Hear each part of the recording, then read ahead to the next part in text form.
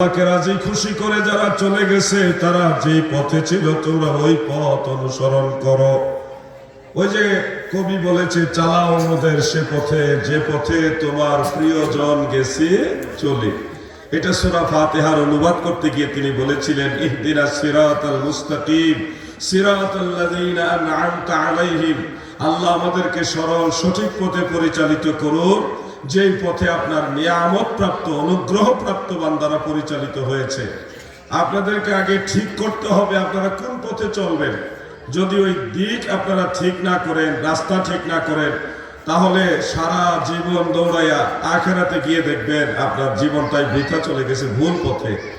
রাস্তা ঠিক করুন, তাহলে গন্তব্যে পৌঁছতে পারবেন। কারণ দুনিয়াতে আল্লাহ পাঠাইয়া অনেক ঝামেলাও দিয়ে দিছে। যেমন প্রধান শত্রু হলো ইবলিস শয়তান। ইবলিস শয়তানকে আমাদের পিছনে লাগাইছে। এরপরে আমাদের মধ্যেও অনেক শয়তান আছে, মানুষ শয়তান, জিন শয়তান, খবিশ শয়তান, আর ওয়াহ শয়তান, নফস শয়তান। নফসের মধ্যে আবার 5 প্রকার নফস আছে: নফসে আম্মারা, নফসে লাওয়ামা, নফসে মুতমাইন্না, নফসে মুহদেসা। এই যে নফসগুলির ভাগ রয়েছে, নফসে মুলহেমা সহ, এই প্রত্যেকটাই আপনার জন্য একেবারে শুভনীয়তা নয়। এগুলি আপনার আখেরাতের পথে বাধা হয়ে দাঁড়াবে। শুধুমাত্র নফসে মুতমাইন্না, এটা হলো আপনার জন্য কল্যাণকর। তো সবাইকে এই সমস্ত বাধা অতিক্রম করেই আখেরাতের পথে যাত্রা করতে হবে। আমাদেরকে মনোযোগ দিয়ে এটা শুনতে হবে যে আমার মতো আপনার মতো বহু মানুষ এই দুনিয়াতে এসেছিল, তারা চলে গেছে। যথা সময় আমরাও চলে যাব। আমি আমার দাদাকে চিনি, দাদার বাবাকে চিনি না, দেখি নাই, কিন্তু নাম জানি, পরিচয় জানি। দেখি নাই, দাদার বাবাকে আমি দেখিনি। তার মানে দাদার বাবা যিনি আছেন, ওনার বাবা যিনি, ওনাকে তো আমি জানি না। মেশিনারি জিনিস একটু ডিস্টার্ব হইতে পারে। তো আমরা একটু শরীফ পড়ি, আল্লাহুম্মা সাল্লি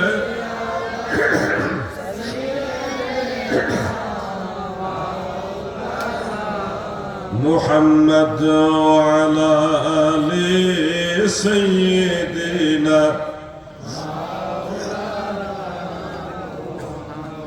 যেটা বলছিলাম, আমি আমার দাদা পর্যন্ত চিনি, দাদার আব্বাকে আমি দেখিনি, যার কারণে ওনার সম্পর্কে দেখাশোনা হয়নি, বিধায় চিনি না।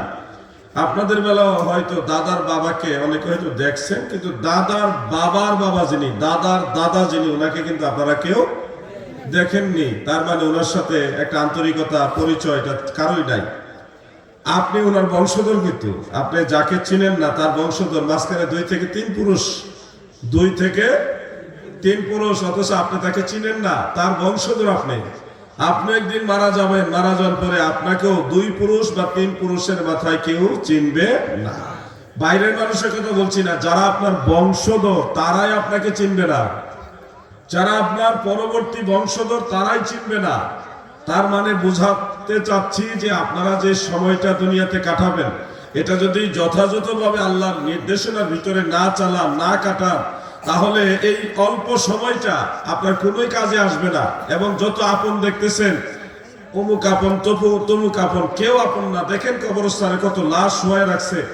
সেই যে কবরে দিয়ে আসছে, বছরে 1-2 বার বলে হয়তো ঈদের সময় জিয়ারত করে, বা ঠেলাত করে, বা সবাই জিয়ারত করে, নিজেও যাওয়া লাগে, এই কারণে 1-2 বার যায়। আর সারা বছর এই যে মানুষটা মারা গেছে, কেউ কবরও যায় না। এরকম সময় কিন্তু আপনারও আসবে।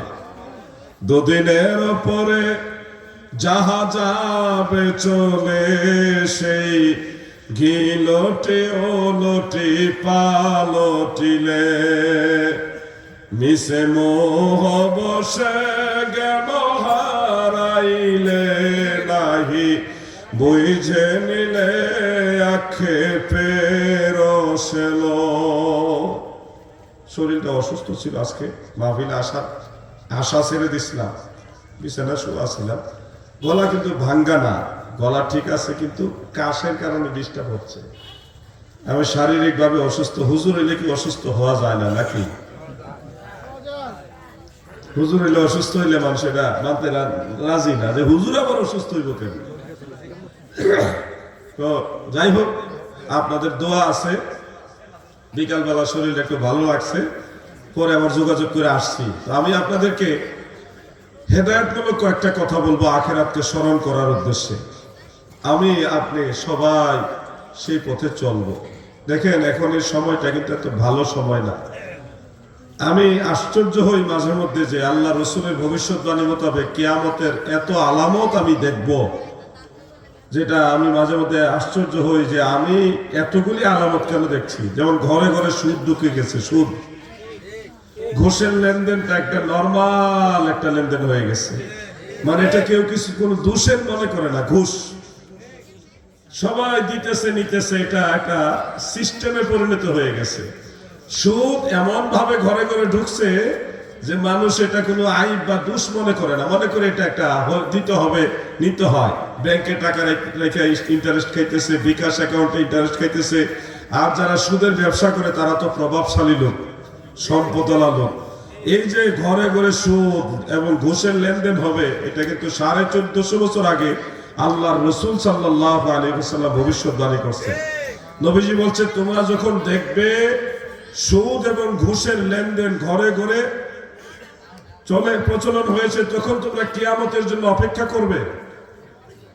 আরেকটা বিষয় সবচেয়ে বেশি আশ্চর্য হই, যুবকরা আজকে মাহফিলের আয়োজন করেছেন, আপনাদেরকে হৃদয়ের গভীরস্থল থেকে ধন্যবাদ জানাই।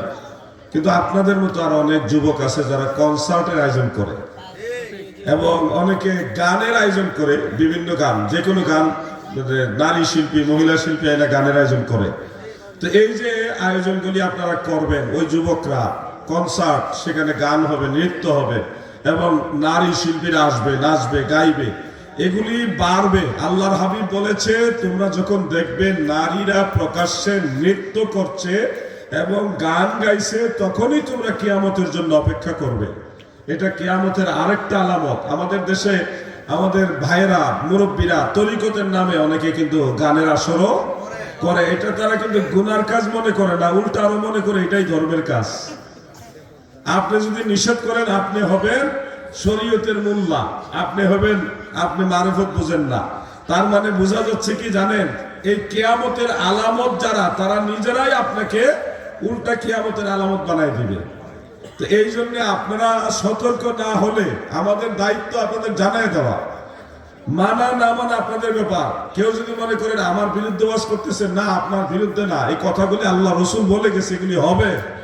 আপনি বাউল গান করেন, কইরা আপনি মরবেন না, কবরে যাবেন না, এতগুলি টাকা খরচ করে একটা অনুষ্ঠান করছেন, এই অনুষ্ঠানের পরে আপনি যদি জাহান্নামের আগুনে জ্বলা লাগে, তাহলে আপনার এই টাকা, এই পরিশ্রম, এই শ্রম, এত কিছু কিসের জন্য করলেন, কার জন্য করলেন?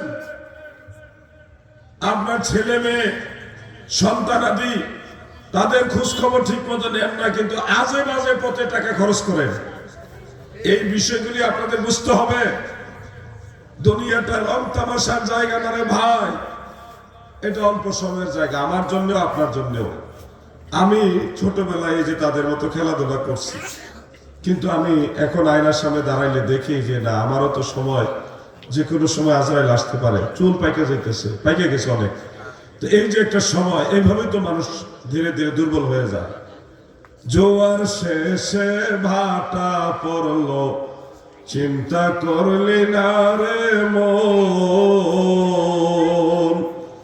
যাইতে হবে গোরস্থানে, আসিলে তোমার সমন।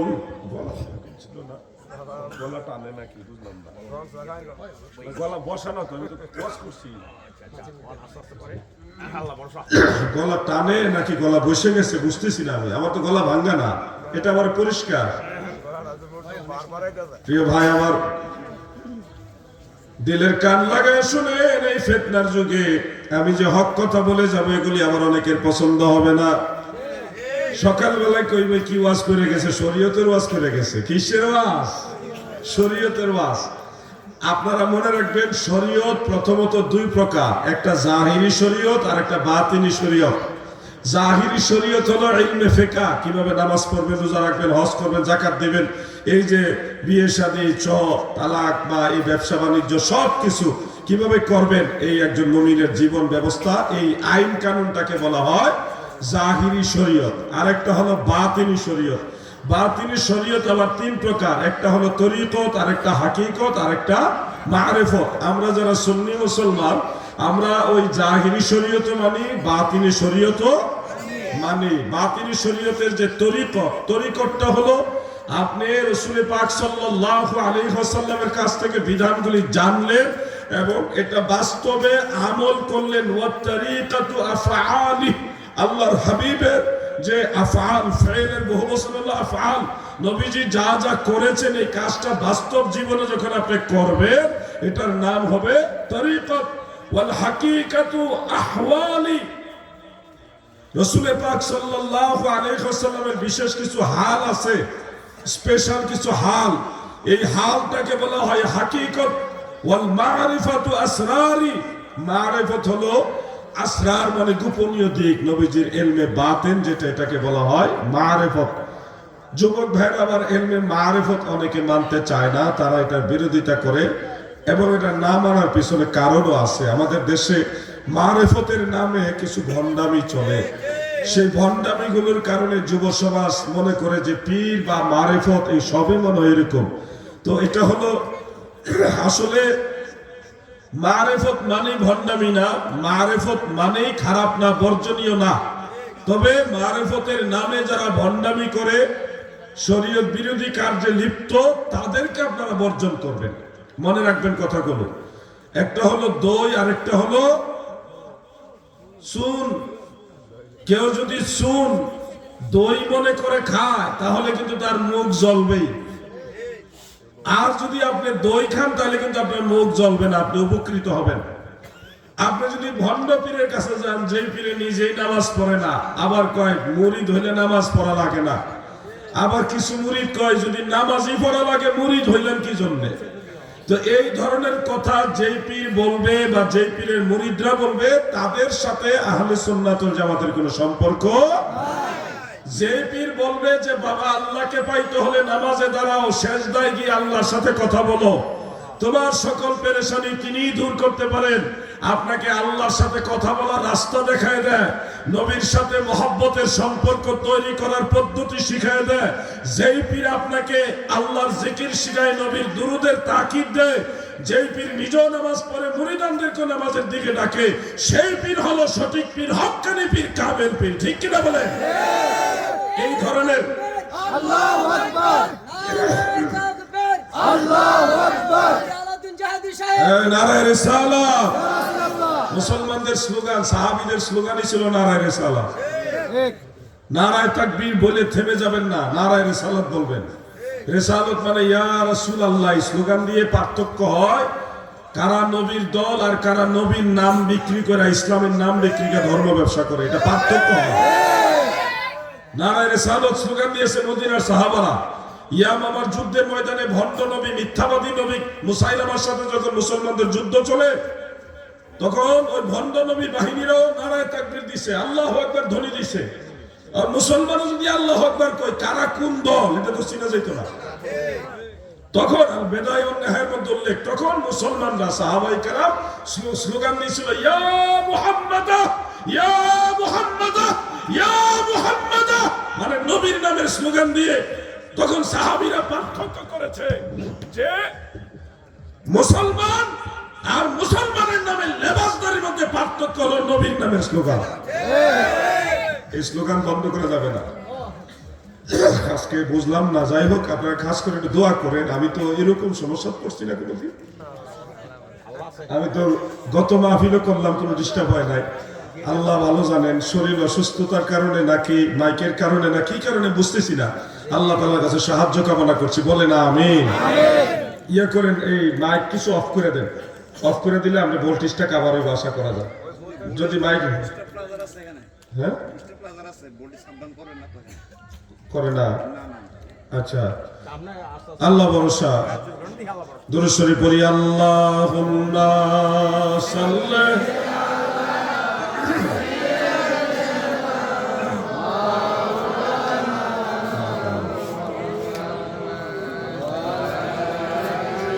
সাইয়্যিদিনা মাওলানা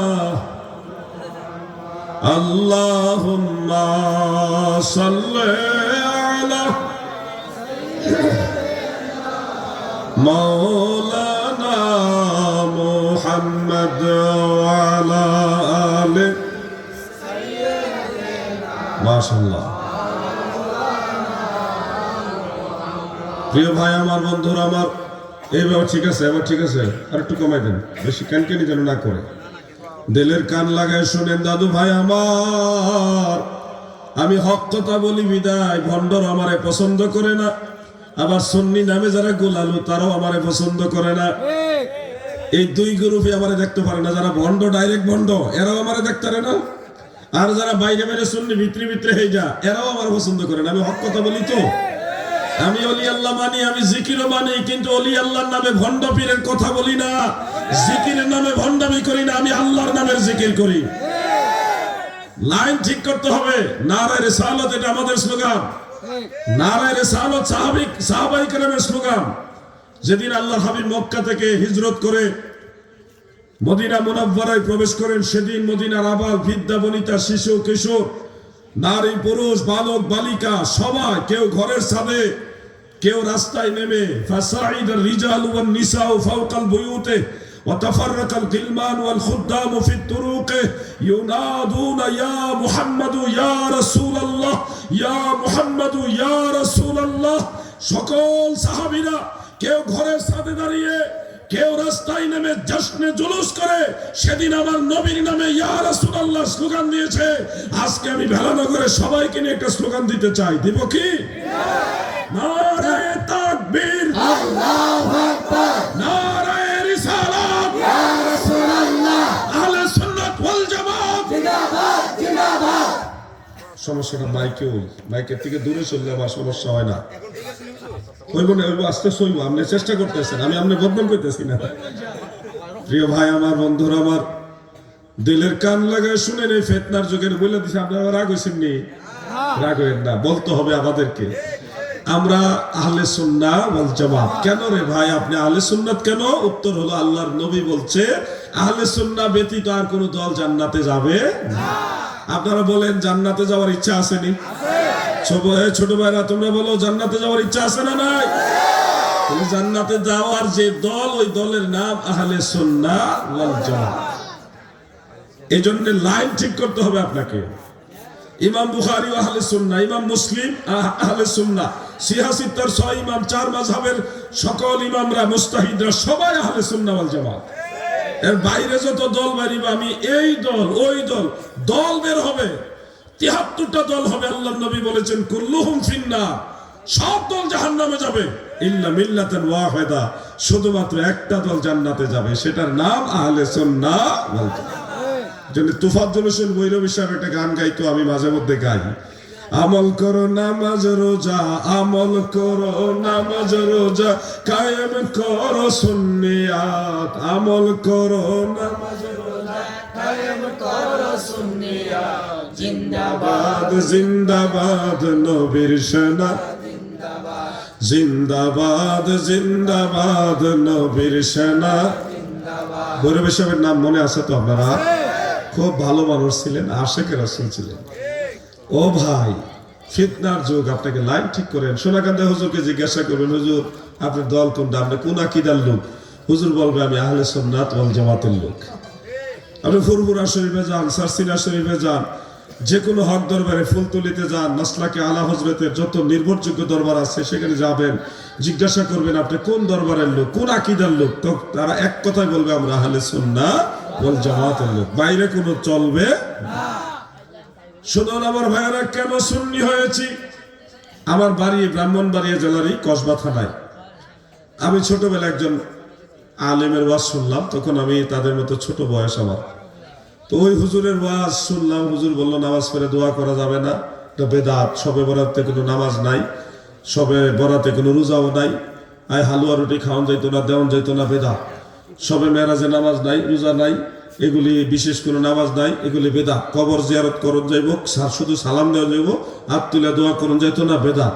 এই ওয়াজ করতে করতে হুজুরে দুরুদ পড়লো না, ওইরকম ভাবে মহব্বত করে একটু জিকিরও করলো না। শেষে দেখলাম উনি কিতা জানে দোয়া করছে, দোয়া ওর মধ্যে মানে খুব মজা পাইলাম না। আমি কিন্তু ছোট মানুষ ওই সময়, এই যে ওয়াজ শুনলাম, আমি তো আর তখন কোরআন হাদিসে তো কিছু বুঝি না, কিন্তু হুজুরের কথাগুলো বুঝলাম। বুঝা মনের ভিতরে একটা কেমন কেমন লাগলো, এটা কি কইলো হুজুর। কয়েকদিন পরে আবার আরেকজন হুজুরের ওয়াজ শুনলাম, মুফতি আল্লামা আবু নাসির জিহাদি সাহেব। ওনার ওয়াজে আবার উনি বললো যে আপনারা মা বাবার জন্য দোয়া করবেন, 5 ওয়াক্ত নামাজ পড়ে দোয়া করবেন, ময় মুরব্বীর জন্য দোয়া করবেন, শবে বরাতে নামাজ পড়বেন, যতটুকু সম্ভব হয় নামাজ পড়বেন, কোরআন পড়বেন, জিকির করবেন, এইভাবে তসবিহ তাহলিল করবেন, শবে মেরাজে নামাজ পড়বেন, রোজা রাখবেন, কবর জিয়ারত করবেন, প্রত্যেক জুমার দিনে কবর জিয়ারত করবেন। প্রত্যেকটা বিষয় উল্টা আবার উনি বলে গেলেন। 2 হুজুরের ওয়াজ শুনে আমার বাচ্চা কালে, এই বালক বয়সে আমার মাথা হ্যাং হয়ে গেছে।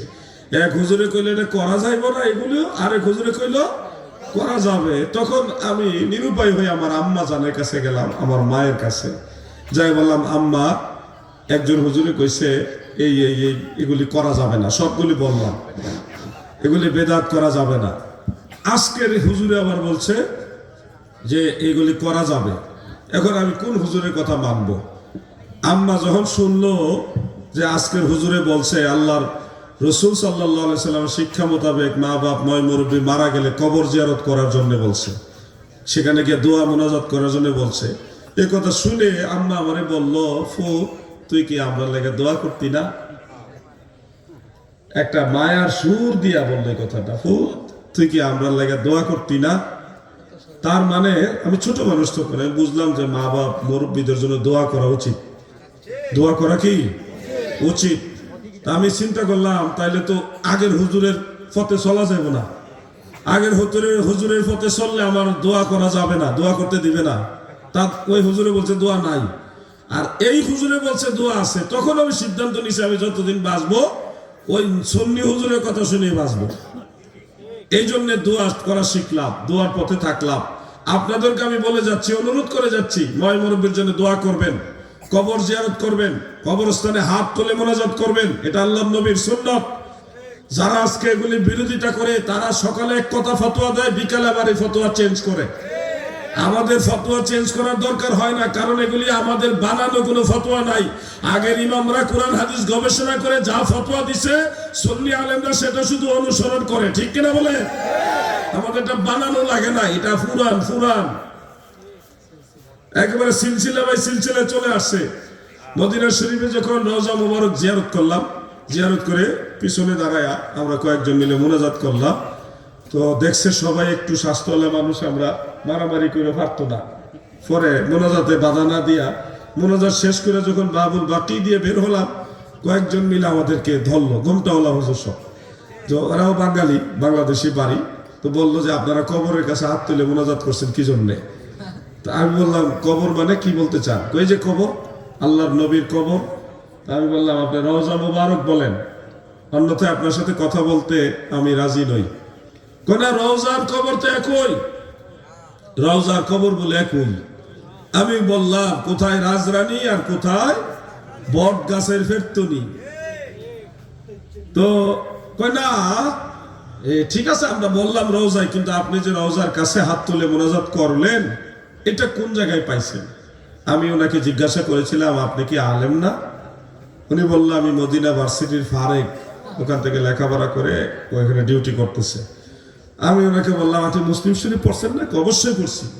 আমি ভাইকে বললাম যে ভাই সহিহ মুসলিমের মধ্যে উল্লেখ আছে আম্মা জান আয়েশা রাদিয়াল্লাহু তাআলা আনহা বলেছেন রাহমাতুল লিল আলামিন নবী হুজরা মুবারক থেকে রাতের বেলায় বের হয়ে এই দিক দিয়ে যেতেন, খালাআনা আলাইহি কবরস্থানে জান্নাতুল বাকি কবরস্থানে যাওয়ার পথে নবীজি জুতা মুবারক খুলতেন, খালি পায়ে হাঁটতে হাঁটতে রাহমাতুল লিল আলামিন কবরস্থানে গিয়ে রাফাআ ইয়াদাইহি সালাসা মাররাতিন, একবার দুইবার না, রাহমাতুল লিল আলামিন নবী 3 বার হাত তুলে দোয়া করেছেন। সুবহানাল্লাহ।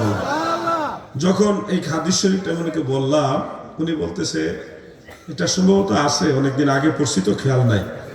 তো আমি তখন বললাম খেয়াল রাখা উচিত। খেয়াল রাখা কি উচিত? তর্কে গেলাম না, এটুকু বলি ওখান থেকে সরলাম। তো মূল বিষয়টা হলো আমরা সুন্নি যারা আছি, দেখেন আমরা নিজেরা কোনো কিছু বানানোর দরকার হয় না। নামাজের শুরু থেকে শেষ পর্যন্ত কেমনে কি করব সব কোরআন হাদিস অনুযায়ী একটা জায়গায় বাইন্ডিং করা আছে কিতাবের মধ্যে, আমরা এটা ফলো করতেছি। এখন নামাজে দাঁড়াইলে আপনার সমস্যা হবে, সমস্যা দেখবেন আপনারা। আত্মায়াতু পড়ার সময় আঙ্গুল এভাবে নাচা, এরকম নামাজও বাংলাদেশে বের হয়েছে। তার আঙ্গুল নাচানির অত্যাচারে পাশের মুসল্লি ঠিক মতো নামাজ পড়তে পারে না, একটা মনোযোগ নষ্ট হয়, নামাজের খুশু নষ্ট হয়। আবার তারা আপনাকে বলবে এটা সহিহ হাদিসে আছে। নাউজুবিল্লাহ, কত বড় ধোঁকাবাজি করে এরা। সহিহ হাদিসে যেটা আছে, মুসলিম শরীফের মধ্যে উল্লেখ, হযরত ওয়াইল ইবনে হুজর রাদিয়াল্লাহু আনহু বলেছেন, ওয়া আশারা বিইসবাইহি, আমার নবীজি তর্জনী আঙ্গুল মোবারক ইশারা করেছেন। এখানে ইশারা শব্দটা হলো এক বচন। এক বচন মানে একবার, এক বচন মানে একবার, শব্দই বলে দিচ্ছে ইশারা হবে একবার। এরপরে খেয়াল করেন, সুনান আবি দাউদে এবং নাসাই শরীফের মধ্যে উল্লেখ আছে, হযরত আব্দুল্লাহ ইবনে জুবাইর রাদিয়াল্লাহু আনহু বলেন, কানা রাসূলুল্লাহ সাল্লাল্লাহু আলাইহি ওয়াসাল্লাম ইউশিরু বিউসবুইহি ওয়া লা ইউহাররিকুহা রাহমাতুল লিল আলামিন। নবী নামাজে তাশাহুদের সময় আঙ্গুল মোবারক ইশারা করতেন, কিন্তু আঙ্গুল নাচাইতেন না, শুধুমাত্র ইশারা করতেন। বেলানগরের নবীর প্রেমিকেরা গো, আঙ্গুল কখন ইশারা করতে হবে, কোন সময় আমার দয়াল নবীজি আঙ্গুল মোবারক ইশারা করতেন, এই মর্মে ইমাম বায়হাকির সুনানুল কুবরার মধ্যে দুইটা হাদিস উল্লেখ রয়েছে। তাশাহুদের মধ্যে যখন আমরা তাহিয়াতু পড়ি, তখন আমরা একটা সময় তাওহীদের বাক্য পাঠ করি, আল্লাহ তাআলার একত্ববাদের কথাটা আমরা বলি, আশহাদু আল্লা ইলাহা ইল্লাল্লাহ, এটা বলি কিনা? এখানে আল্লাহ যে একক, তিনি অদ্বিতীয়, এই কথাটা উল্লেখ আছে। আঙ্গুল ইশারা করা হয়, একটা আঙ্গুল কাকে ইন্ডিকেট করে? আল্লাহকে। আল্লাহ কয়জন? আল্লাহ একক, আল্লাহু ওয়াহিদ লা শারীকা লাহ, আমার আল্লাহ একক, তার কোনো অংশীদার নাই, শরীক নাই। এই আল্লাহর তাওহীদের কথাটা, ওয়াহদানিয়তের কথাটা যখন তাশাহুদের মধ্যে বলি, তখনই আঙ্গুল মুবারক এইভাবে একবার ইশারা করবেন, আশহাদু আল্লা ইলাহা ইল্লাল্লাহ, শেষ। এরপর আঙ্গুল নামায় ফেলবেন। তাওহীদের কথা বলা হয়েছে, আঙ্গুল ইশারা হয়েছে, আল্লাহ আমার একক। যখন নবীজির কথা আপনি বলবেন, আসসালামু আলাইকা আইয়ুহান নবী ওয়া রাহমাতুল্লাহি ওয়া বারাকাতুহু, তো নবীজিকে সালাম দেওয়ার সময় আঙ্গুল ইশারা দিয়ে কি বুঝাইবেন আপনি? আঙ্গুল ইশারা তো মূল টার্গেট হলো আল্লাহ যে একক, এটা বোঝানো। এরপরে আসসালামু আলাইনা ওয়া আলা ইবাদিল্লাহিস সালিহিন, এখানে আপনি সালেহিনদেরকে সালাম দিতেছেন, ওই সময় আঙ্গুল ইশারা দিয়ে আপনি কি বুঝাইবেন? আপনি তো আঙ্গুল ইশারা করতেছেন আল্লাহ একক, এটা বুঝাইবার জন্য। অতএব তাশাহুদে যে সময় আপনি আল্লাহ একক, তাওহীদের সেই কথাটা বলবেন, তখনই আঙ্গুল ইশারা করে আল্লাহ যে একক এটা বুঝাইয়া দিবেন। এটাই তো যুক্তিসঙ্গত এবং রাসূল পাকের হাদিস দ্বারা প্রমাণিত সুন্নাত। সুবহানাল্লাহ বলেন। তাহলে নামাজের ভিতরে আমরা আঙ্গুল ইশারা করব কয়বার? জোরে বলেন, কয়বার? একবার। মনে রাখবেন এই কথাগুলো। ইশারাটা হবে যখন আমরা বলবো তাওহীদের কথা, আশহাদু আল্লা ইলাহা ইল্লাল্লাহ। এই সুন্নাত মোতাবেক আপনারা আমল করবেন, নামাজ পড়বেন। কিন্তু একটা মাসালা মনে রাখবেন, যারা তাশাহুদের শুরু থেকে ওই যে তাহিয়াতু লিল্লাহি ওয়াস সালাওয়াতু ওয়াত তাইয়্যিবাত, এখান থেকে শুরু করে এই যে আঙ্গুল নাচানি শুরু করছে আল্লাহর বান্দা, একবার সালামের আগ পর্যন্ত হে নাচাইতেই আছে। সম্পূর্ণ তাশাহুদে, মানে তাশাহুদের শুরু থেকে দোয়া মাসুরার শেষ পর্যন্ত সম্পূর্ণ সময়ে এইভাবে আঙ্গুল ইশারা করে নাচানোটা, এটা বিদআত, এটা কোনো হাদিসে নাই, এটা কোনো জাল হাদিসেও নাই। শুরু থেকে সালামের আগ পর্যন্ত আঙ্গুল এইভাবে নাচাইতে হবে সম্পূর্ণ সময়, এটা কোনো জাল হাদিসেও নাই। ওই যে এই ভাইরা গোসা নেবেন না, আমি আপনাদেরকে ক্লিয়ারলি বলছি, আমি ডকুমেন্ট নিয়ে আপনাদের দেখাই দিতে পারবো। একটা হাদিস আছে, সেই হাদিসটা বর্ণনাকারী রাবি হলো ওয়াইল ইবনে হুজর রাদিয়াল্লাহু তাআলা আনহু। তিনি সেখানে বলেছেন আল্লাহর হাবিব আঙ্গুল ইশারা করার সময় আঙ্গুল নাচাইছেন। এই যে কথাটা উনি বললেন, এইখানে বলছে আঙ্গুল নাচাইছে, কিন্তু অন্য সাহাবারা বলছে নবীজি আঙ্গুল নাচায় নাই। এবং কি সহিহ মুসলিমে একই সাহাবী থেকে, যেই সাহাবী থেকে আঙ্গুল নাচানোর কথা আসছে, এই সাহাবী থেকে সহিহ মুসলিমে হাদিস আসছে, ওখানেও আঙ্গুল নাচানোর কথা নাই। যার কারণে মুহাদ্দিসিনে কেরাম, বিশেষ করে ইমাম বাইহাকি, ইমাম হাকিম, নিসাবুরি সহ মুহাদ্দিসিনে কেরাম ওনারা বলেছে এই আঙ্গুল নাচানোর এই কথাটা, এই হাদিসে এই অংশটা হলো সাজ। সাজ মানে যেটা শরীয়তের দৃষ্টিতে উসুলে হাদিসের মানদণ্ডের দলিল হওয়ার উপযুক্ত না। এই যে উসুলগুলো, মূলনীতিগুলো, এগুলি না জানলে তার জন্য ওয়াজ করা জায়েজ নাই, মাসালা দেওয়া জায়েজ নাই। আপনি যদি অ্যাডভোকেট হইতে চান, কোর্টে গিয়ে মামলা লড়াই করতে চান আরেকজন অ্যাডভোকেটের সাথে, আপনাকে আইন জানা লাগবে না? আপনি যদি কোন এই বেটা আমি অটো চালাই দিয়ে কি হইছে, আমি লয়ার আর চেয়ে কম বুঝি না, আমিও অ্যাডভোকেট, চলবে? কেউ যদি রাজমিস্ত্রির যুগালি, সে এখনো ফুললি রাজমিস্ত্রি হয় নাই, যুগালি দেয়, যুগালি বুঝেননি আপনারা? সে যদি কিসের ইঞ্জিনিয়ার, আমি পারবো 10 তলা বিল্ডিং বানাইতে, পারবো না? পারবো? ঠিক কয়, আন্দাজি ঠিক করলে হইতো না। সবকিছুর একটা যোগ্যতা লাগে। উসুলে হাদিস যে জানে না তার জন্য হাদিস আওয়াম সমাজের মাঝে বর্ণনা করা জায়েজ নাই। যেই লোক তাফসীরের উসুল জানে না তার জন্য তাফসীর করা জায়েজ নাই। যেই লোক নাসেখ মানসুখ চিনে না তার জন্য তাফসীর করা জায়েজ নাই। কিন্তু আমরা তো বুঝি না, আমরা বুঝি সুর, ইংরেজি হুজুর ভালো লাগলে শুনতে থাকি। এই জন্য আপনাদের সতর্ক হতে হবে। আল্লাহ যেন সবাইকে বোঝার তৌফিক দেন, বলেন আমিন। মহব্বতে বলেন আমিন। একটু জিকির করুন লা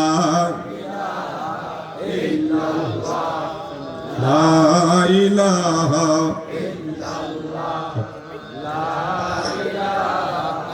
ইল্লাল্লাহ, লা ইলাহা, মহব্বতে লা ইলাহা,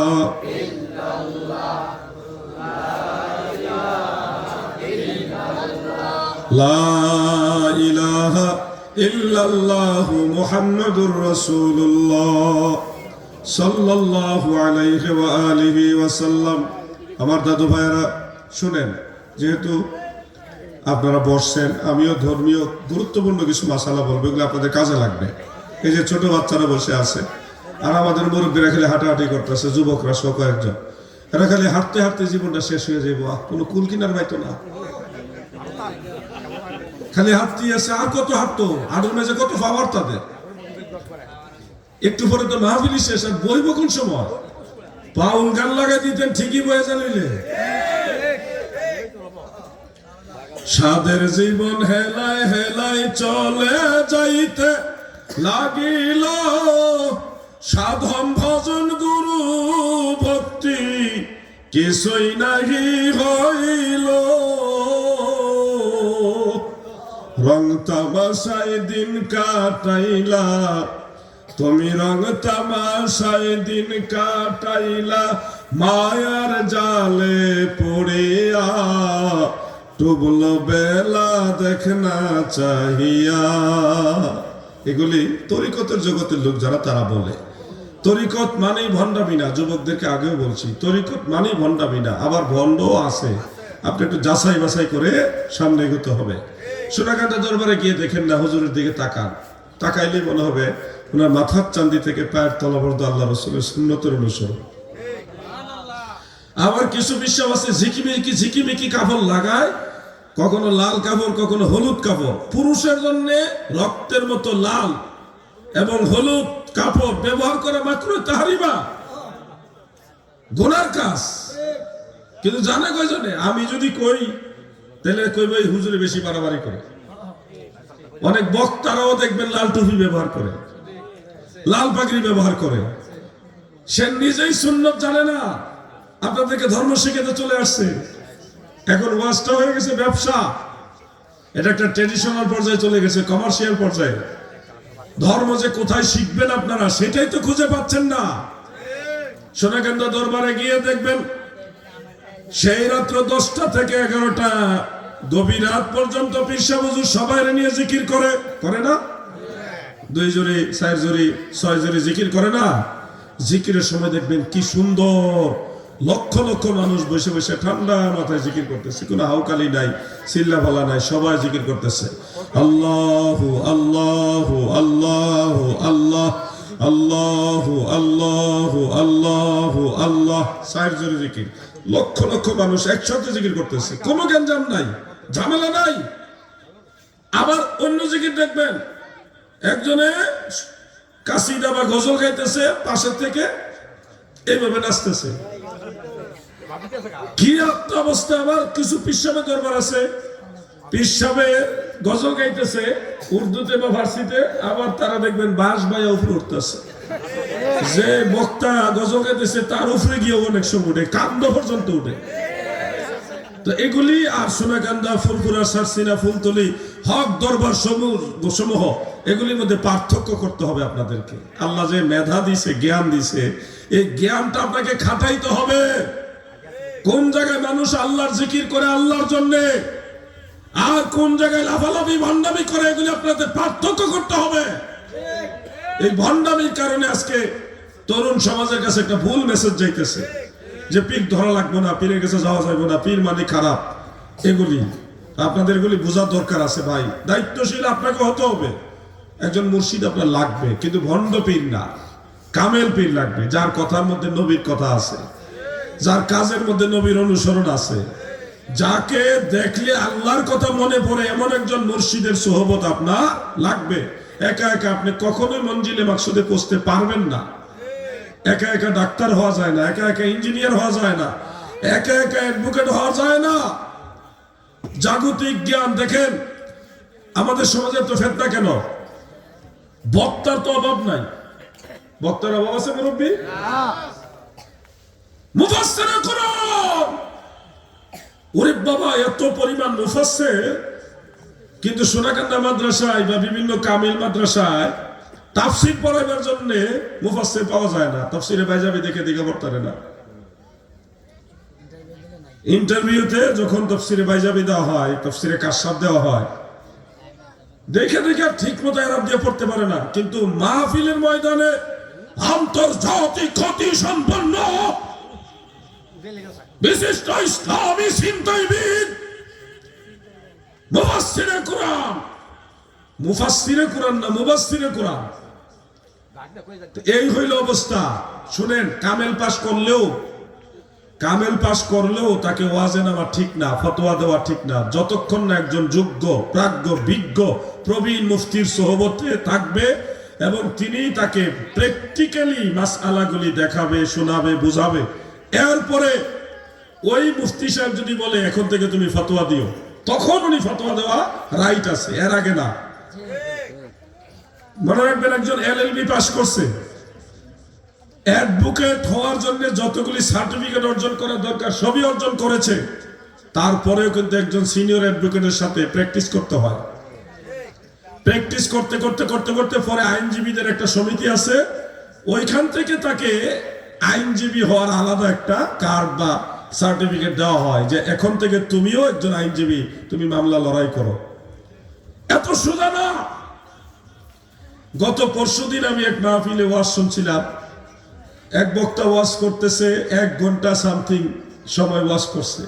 শুরু থেকে শেষ পর্যন্ত একটা আয়াতে কারিমার ছোট্ট একটা অংশ তেলাওয়াত করে নাই, একটা হাদিস শরীফও তেলাওয়াত করে নাই।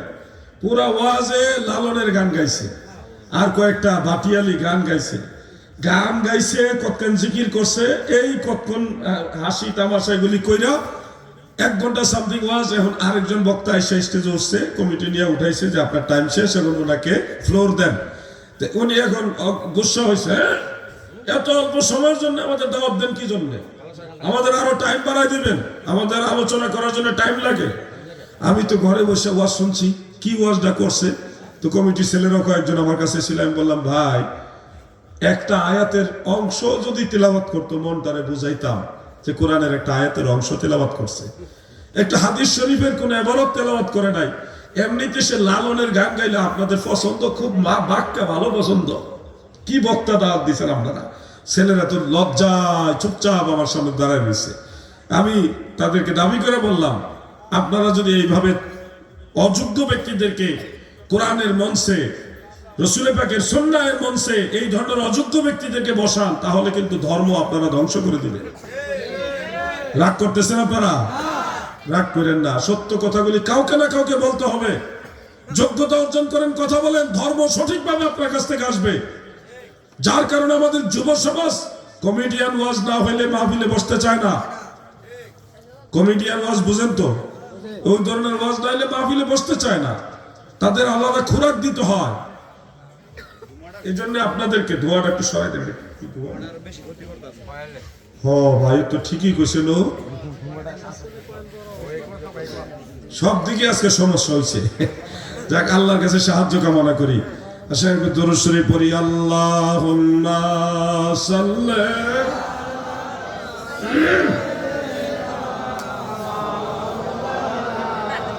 মুহাম্মদ ওয়া আলা আলি সাইয়্যিদিনা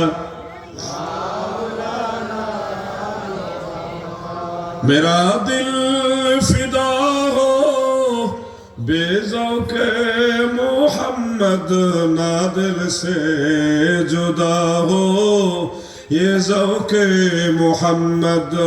अल्लाहुम्मा सल्ले मरहबा मौलाना मोहम्मद वाला आले মৌলানা। প্রিয় ভাইয়েরা, আমার খেয়াল করবেন, আজকে আমি যুবকদের উদ্দেশ্য করে একটা বিশেষ অনুরোধ করে যেতে চাই। অনুরোধ করব, মনোযোগ আসেনি? যুব সমাজের উদ্দেশ্যে আমার বিশেষ একটা অনুরোধ। আপনারা যারা যুবক, যাদের বয়স 30-এর নিচে, তারা একটু কষ্ট করে হাত ওঠান তো। 30, সর্বোচ্চ 30 বছর বয়স, মাশাআল্লাহ অনেকেই তো আছেন। আচ্ছা, কষ্ট দিলাম, হাত নামান। আপনারা আপনাদের মা বাবা দাদা দাদি বেঁচে থাকলে তিনারা, অথবা উস্তাদ যিনি বুজুর্গ, ধর্মীয় ব্যাপারে খুব ধার্মিক, এই ধরনের ব্যক্তিদেরকে সম্মান করবেন, স্পেশালি তাদেরকে সালাম দিবেন। খেয়াল করে বিচ্ছু বাহিনী, তারা ওয়াজ করলে আমি ওয়াজ করবো কেমনে? মা বাবা দাদা দাদি এবং বুজুর্গ উস্তাদ থাকলে তাদেরকে স্পেশাল তাজিম করবেন। তাজিমটা কিভাবে? প্রথমত সালাম তো আমরা দিব, এটা সুন্নত। সালামের পরে যাদের সাথে সম্ভব হয় তাদের সাথে মুসাফা করবেন। মুসাফা করার সুন্নত পদ্ধতি হলো 2 হাতে মুসাফা করা। আমি প্র্যাকটিক্যাল দেখাই, ভাই হাতটা একটু দেন। এই যে আমি ওনার ডান হাত ধরলাম, ডান হাত দিয়ে আমার বাম হাত উনি এদিকে লাগাইছে, আমিও এদিকে রাখলাম। এটা একটা সম্মান, এটা আল্লাহর হাবিবের সুন্নত, সাহাবায়ে কেরামের সুন্নত। এইভাবে মুসাফা করবেন। এই যে এক হাতে, এটা হলো খ্রিস্টানদের কালচার। এটা কাদের কালচার? খ্রিস্টানদের কালচার। মুসাফা করবেন 2 হাতে, এক হাত দিয়ে ধরবেন আর এক হাত রাখবেন। এটা বুখারী শরীফের মধ্যে আছে। মনে রাখবেন ভাই আমার, মহিলাদের মুসাফা করার ব্যাপারে আলাদা কোনো তাকিদ নাই। মহিলারা যদি চায় মহিলা মুসাফা করবে, কিন্তু না করা, এটা ব্যাপারে শরীয়তে তাদেরকে তাকিদ দেয় নাই। পুরুষ লোক একজন সাক্ষাতের পরে মুসাফা করবে, এই মর্মে যত হাদিস বর্ণিত হয়েছে। এরপরে এটা ফলো করে যদি মা বোনরাও মহিলার সাথে মুআনাকা করে অথবা মুসাফা করে, এটা তাদের পার্সোনাল পরিবেশের ব্যাপার। এটা নিয়ে আমরা বেশি একটা করবো না। এমনিতে মা বোনেরা এক মা আরেক মায়ের সাথে কোলাকুলি করে থাকেন, বান্ধবীর সাথে অনেকদিন পরে দেখা হইলে মুআনাকা করে থাকেন। এটা হলো 3 নম্বর পজিশন। প্রথম সালাম, তারপরে মুসাফা, এরপরে হলো মুআনাকা, কোলাকুলি। এরপরে যেটা বলার জন্য আপনাদেরকে এতগুলি কথা বলতেছি, অন্ততপক্ষে মাসে 2-1 বার হইল মা এবং বাবার কদম বসি করবেন। কদম বসি মানে মা এবং বাবার পায়ে চুমা দেওয়া। মা যখন রাত্রেবেলায় বিছানায় শুয়ে থাকবে অথবা দুপুরের পরন্ত বিকালে আপনারা যখন দেখবেন মা শুয়ে আছে, তখন মায়ের পায়ের কাছে বসবেন, খাটের কিনারে বসে, নিচে বসে মায়ের পায়ের মধ্যে সরাসরি চুমা দিবেন। বাবা শুয়ে আছে, আপনি নিচে বসে বাবার পায়ে চুমা খাইবেন। একটা অভ্যাস করেন, এটা সুন্নত, এটা সুন্নতে সাহাবা। আপনারা চেষ্টা করবেন, দেখবেন যেদিন মায়ের পায়ে আপনারা কদম বসি করছেন, ওই দিন আপনারা এই অন্তর থেকে আলাদা একটা শান্তি পাবেন। আমি হয়তো আপনাকে এখন বুঝাইতে পারবো না যে কিরকম শান্তি, কিন্তু আপনি সন্তান হিসেবে যখন মা অথবা বাবা ওনার পায়ে গিয়ে চুমা খাইবেন, তখন দেখবেন আপনার অন্তরে কত আনন্দ লাগে, শান্তি লাগে, একটা ব্যতিক্রম শান্তি আপনি পাবেন। এটা হাল হলো, আমি হালটা বলে দিলাম ফিতনার আশঙ্কার কারণে। শুয়ে থাকবে মা অথবা বাবা যখন শুয়ে থাকে, আপনি খাটের নিচে বসে তখন চুমাটা দিবেন, অথবা বাপ মা চেয়ারে বসে আছে, আপনি মায়ের এখানে বসে এই মায়ের পায়ে অথবা বাবার পায়ে চুমা খেলবেন। একটা এমন একটা কন্ডিশন নেবেন যেন সেজদার মতো না দেখা যায়, সেজদার মতো সাদৃশ্য হয় এরকম কন্ডিশনে কদম বসি থেকে বিরত থাকবেন, নাইলে মানুষ বিভ্রান্ত হতে পারে। একটা ওই রকম হালের মধ্যে কদম বসি করবেন যেন মানুষ বিভ্রান্ত না হয় যে আপনি সেজদা করছেন, এটা যেন মানুষ না বুঝে। সেজদা এক জিনিস আর কদম বসি হলো আরেক জিনিস। সেজদা আল্লাহ ছাড়া কাউকে করা যাবে না, কিন্তু কদম বসি মা বাপ পীর বুজুর্গ উস্তাদ যারা আছে তাদেরকে করা যাবে। কদম বসির ব্যাপারে আমার জানা মতে 10 জন সাহাবী থেকে হাদিস আছে। আমি যুবক ভাই আপনাদেরকে বললাম এটা সুন্নাত, এবং 10 জন সাহাবী এটার পক্ষে হাদিস বয়ান করেছেন। আমি একটা হাদিস আপনাদের পরে শোনাই। عن زارع رضي الله تعالى عنه وكان في وفد عبد القيس قال لما قدمنا المدينة فجعلناه نتبادر من رواحلنا فنقبل يد النبي صلى الله عليه وسلم ورجله. رواه أبو داود. قال ابن هزار اسنده زيد. سبحان الله. হযরত জারে বলেন আমরা মদিনা শরীফে গেলাম, যার যার বাহন থেকে দ্রুত গতিতে নেমে রহমতের নবীর হাতে চুমা খাইলাম এবং কদম বসিও করলাম। আল্লাহর হাবিবের কদম বসি সাহাবারা করেছে, দলে দলে করেছে। প্রিয় নবীজি কোনোদিন এটা বাধা দেয় নাই, নিষেধ করে নাই। এই জন্য যুবক ভাইরা আপনাদেরকে অনুরোধ করি, মা বাপকে কদম বসি করবেন না। আবার 2-1 ভাই বলেন মা বাপের কদম বসি করবেন না। যুবক ভাইরা 2-1 বলেন না, বলেন মা বাপরে, যার যার মা বাপ, অন্য না। নারে তাকবীর, আল্লাহু আকবার, নারে রিসালাত, ইয়া রাসূলুল্লাহ। মুফতি আলাউদ্দিন জাহাদ হুজুর সাহেব, আহলে সুন্নাত ওয়াল জামাত, আহলে সুন্নাত ওয়াল জামাত। বাস এই তিনটাই দিবেন, নাম দরকার নাই। শুনুন আমার ভাইয়েরা, আপনি আপনার সন্তানদেরকে, মুরব্বীদেরকে বলছি, আমি একটা দরবারে গেছিলাম বগুড়া। দরবারের নাম হলো হকের দাওয়াত সিদ্দিকিয়া দরবার শরীফ। সেই দরবারের যিনি পীর সাহেব আছেন আল্লামা ডক্টর আশরাফ আলী মোল্লা সিদ্দিকী সাহেব, অনেক বড় আলেম। উনি বিসিএস ক্যাডার এবং পিএইচডি কমপ্লিট করা, খুব জাইয়েদ আলেম, ফকি এবং মুহাদ্দিস। সর্বদাই আল্লাহ তাআলা ওনাকে সম্মান দিয়েছে, ফুরফুরা মাসলাকের একজন বড় আলেম। আমি ওনার দরবার শরীফে যখন গেলাম, ওনার ছোট্ট একটা ছেলে আছে, ফুটফুটে, গোলাপের চেয়ে আরো বেশি সুন্দর, এত সুন্দর একটা ছেলে। রাসূল পাক সাল্লাল্লাহু আলাইহি ওয়াসাল্লামের সুন্নতি জামা তাকে বানিয়ে দিয়েছে, ছোট ছেলে, কিন্তু জামাটা বানাইছে একটা বোতাম দিয়া, এবং সুন্নতি লেবাস যেটা আপনারা ওই যে সোনাকান্দা দরবারে দেখেন, সিনা শরীফে দেখেন, ঠিক এই সুন্নতি জামা ছোট্ট একটা বাচ্চা পড়ছে। আবার পাগড়ি বাঁধছে, টুপির উপরে পাগড়ি বাঁধছে, সবুজ পাগড়ি, এর উপরে আবার সাদা রুমাল। মানে সুন্দরের উপরে আরো সুন্দর দেখা যাচ্ছে। এত সুন্দর ফুটফুটে একটা শিশু, হুজুরের আওলাদ, একই সন্তান ছেলে। তো হুজুর নিয়ে আসলেন। আমি মেহমান, আমার কাছে এসে ওই ছোট্ট ছেলেকে বলতেছে, আব্বু আমার ব্যাপারে একটু 2-1 শব্দ বললেন, বলে যে তুমি কদম বসি করো। ছোট্ট বাচ্চা মানুষ কদম বসি করো, বাচ্চা মানুষ, আমার লজ্জা লেগে গেছে। হুজুর বললেন যে কদম বসি করো, বলার পরে ছেলেটা খুব তাড়াহুড়া করে আমার কাছে আসলেন। মনে হইতেছে এখানে অমূল্য নিয়ামত আছে, অনেক দামি জিনিস আছে এখানে, অনেক হীরা মাণিক্য সম্পদ, অনেক গোল্ড ডায়মন্ড এগুলি আছে। এটা মনে হইতেছে এটা নেওয়ার জন্য আসতেছে, এবং একটা আকর্ষণ নিয়ে ছেলেটা দৌড়ে আমার কাছে আসলো। এসে আমি একটা পজিশনে, ভালো একটা পজিশন ছিলাম, আসে আমার কদম বসি করলো। আমি দৃশ্যটা দেখে হুজুরের কাছে লজ্জিত, শর্মিন্দা হয়ে বললাম, হুজুর সে ছোট মানুষ, বাচ্চা মানুষ, তাকে দিয়ে কদম বসি করানোর কি দরকার ছিল? তখন হুজুর আমাকে বললেন, বাবা, ছোট বয়সে যদি তাদের অভ্যাস না করায়, বড় হইলে কথা মানবে না, শুনবে না। আমরা যদি বাবারা সন্তানদেরকে আদব কায়দা না শেখায়, তাহলে তাদেরকে শিখাবে কে? আমি আশ্চর্য হয়ে গেলাম হুজুরের দৃষ্টিভঙ্গি দেখে। তো এই জন্যে আমিও আগের থেকে, আমার 2টা আওলাদ আছে, আল্লাহ পাক দান করেছেন। সে 2 আওলাদকে আমি সবসময় বলি, কোনো মুরব্বী পাইলে, কোনো আলেম ওলামা গেলে তাদেরকে কদমবুসি করাই। তো এই শিক্ষাটা আপনাদেরকেও দিতে হবে। আপনারা এমনি এমনি মিষ্টি খাইতে চাইলে হবে না।